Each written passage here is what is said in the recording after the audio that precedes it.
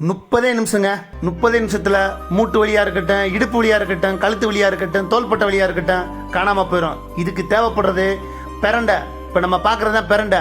பிரண்டையோட தூர் பகுதியில் 50லேருந்து 60 கிராம் எடுத்துக்குங்க. அடுத்து நம்ம பார்க்கக்கூடியது முடக்காத்தான். முடக்காத்தான் வேறு, பூவு, இலை, தண்டு சம்பளமாக எடுத்துக்குங்க. ஒரு கைப்பிடியிலேருந்து கொஞ்சம் கூடுதல் அளவு எடுத்துக்கிட்டு ரெண்டையும் ஒன்றா போட்டு இடித்து துவையல் ஆக்கிருங்க.